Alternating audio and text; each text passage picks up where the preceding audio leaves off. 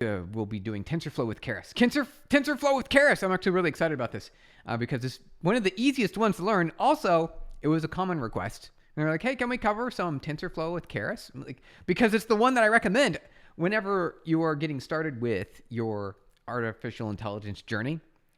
This is the one I recommend. I recommend TensorFlow and Keras because it's so easy. It's the easiest starting point by far. But you don't need to know the algorithms. You can just follow the guides. There's already some patterns ready to go for you. You can basically build any AI that you want. And this is what I'm excited to share. Installed TensorFlow with Keras. So we did, just to let you know, you gotta install a couple things. So you gotta install the dataset. You gotta install the dataset here. So the TensorFlow dataset, because we're going to be doing we're doing the hello world. We're basically the get started guide.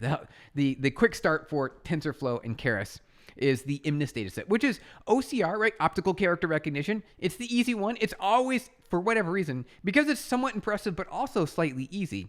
It's the easy hello world version of artificial intelligence when you're using the frameworks, because it really shows that the framework is going to do what it needs to do. So what I want to do is show you here. Let's see. So we installed that. You also say pip install TensorFlow. You don't need to say Keras because we got our TensorFlow logo up there on screen. All right, let's jump back into it.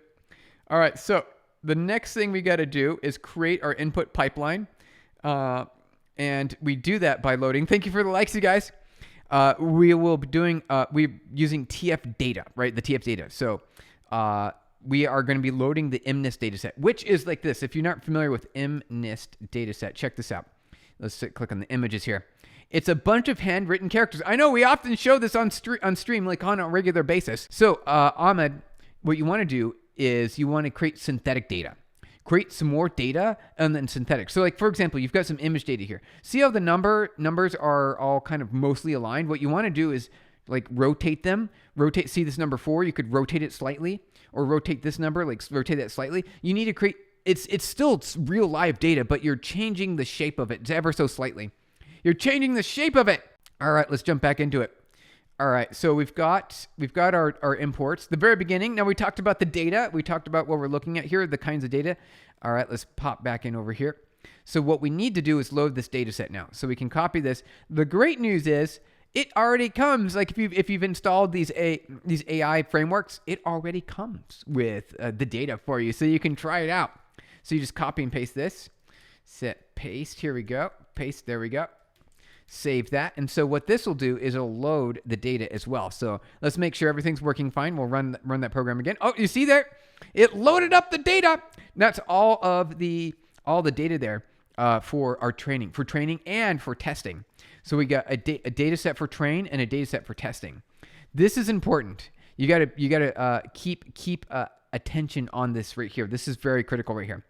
This item right here. So we've got training data. Now this data is going to be used to actually update the model, the numbers in the model, the AI, the actual data itself. Let's jump into this here. All right, so now we've got our data. We loaded our data. We're happy to go there. Now let's go to the next step. So we've got some problems. We need to modify the data type, because when you do AI training, it expects floating point numbers. However, image data is usually an integer, right? It's a series of integers, red, green, blue, and alpha, right? And so that represents 1 pixel. How are you supposed to convert that into a floating point number? You fit the data into memory cache before shuffling for a better performance. Oh, random transformation should be applied after caching. Okay, so this is important. So I know how to do this manually. I've done this manually before when building our own AI from scratch live on stream. Remember when we did that? So now this will convert. We're gonna run this map. We're gonna run a map which just says take all of my training data samples and then run it on this image normalization function here. We're gonna run it on this image normalization function. Number of parallel calls. Oh, interesting. I didn't know that this was a thing. Look at that right there. It's going to use some hardware. I believe number of parallel calls is going to do some hardware acceleration or some parallel calls in order to normalize the data more quickly. I'm going to do a batch size of 128. Okay. So this is our training data set that we pulled in from the sample data. Our training data is going to be normalized, right? Divide by 255 and convert it to a float. Cache, shuffle the data, because this is important. you want to shuffle your training data. You don't want to go through it linearly. For whatever reason, it works better for a lot of, actually for quite a few reasons, because when you're modifying the gradient or the mesh, right? The 2D matrix for each of the layers, you want to make sure that you're modifying and activating as many of those weights and parameters as possible when you're updating the weights. And if you go linearly and you don't shuffle, then you'll converge on certain facts more quickly. They're like facts, right, in the coefficients of the model, and that'll be a problem. So you got to be careful with that. And so you can do shuffle and then batch 128. And this is batching the more batch size, the larger your batch size can be, the faster you can train. So if you can do really big batches, it allows you to train a lot more quickly. But you need more memory. You need more memory to do it. So you got to be careful. You got to make sure that you get it perfect from a memory perspective. So what is this? Let's look into this. I want to copy and paste this right here. TF.autotune. So what is that? Thank you for all the likes, you guys. Appreciate it. What do we got going on here? Let's zoom in. Let's zoom in here. Autotune is a constant in the TensorFlow data API used to automatically tune the performance of input pipelines. Oh, okay. So it's the go faster button? Is that what that is? Why isn't it on by default? Why do I have to set it automatically? I don't know what the deal about that is. What is this code? Are you coding? Yep, we're doing Python. I'm new to Python. We're going to do the exact same thing with our test data. Here we go. So this is our test data, or testing, right? Test, and this is our train here. Train, that's our training data. And then we'll use this to see how good the model does when it comes into contact with data it's never seen before. That's the whole point of using an API, or are you building an actual neural network? We're building an actual neural network. We're going through the MNIST tutorial, which is optical character recognition for Keras. So here's the full model. Isn't that simple? Look at right there. You see that I'm highlighting it here on the screen. Let's go ahead and copy and paste this, and we'll pull this into our text editor. Here we go. All right. So right here, are you ready? Look at right here on the screen. Boom, right there. We're bumping back into our actual planned topic here. So this is it. This is our AI model. Isn't it look simple? See, this is where it's absolutely beautiful to have Keras and TensorFlow, because it's so much. Then you compile the model. So, all right, so we've got an extra step here that's different than PyTorch. It's different than building your own. You're building it with Keras here. So check this out. Model.compile. What this is going to do is going to prepare it. This is why I think I like Keras a little bit better. Here we go. Jump back into it. So we're almost there. I think what we want to do is click the run button now. So let's walk through this really quick. So the model itself, when you're building an AI, like the most common pattern for every AI, all the state-of-the-art AIs, ChatGPT, Kimi K2, Claude, you name it, they're all the same when it comes to the dense layers. This is where all the parameters live for the most part. Here we go. Let's pop into all right, let's see if we can get it to work. So dense and then an activation, right? So ReLU, which is just the normalization, right? You got to keep the numbers normal. You keep the numbers normalized, right? And so, remember when we did up here, we normalized our input data? Well, that needs to be persisted when you're passing data between each of the two-dimensional matrices, which are your layers, right? Which is just a bunch of floating point numbers.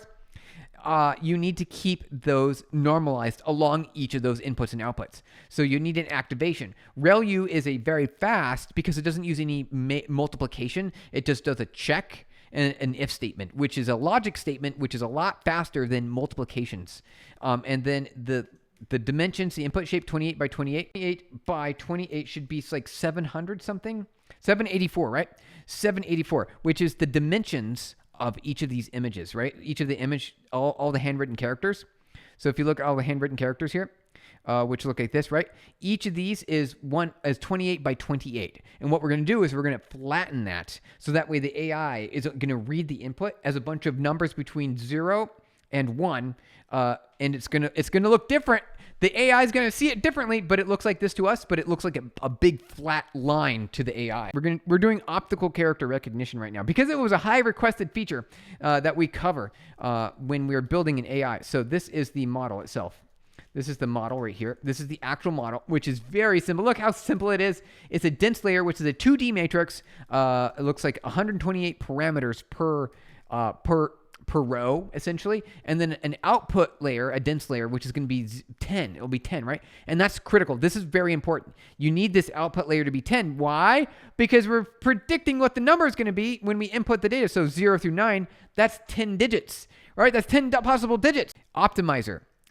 This is going to be calculating the gradients between each of the layers. The loss is going to say how wrong the model is. So right here, the model as is a full AI model.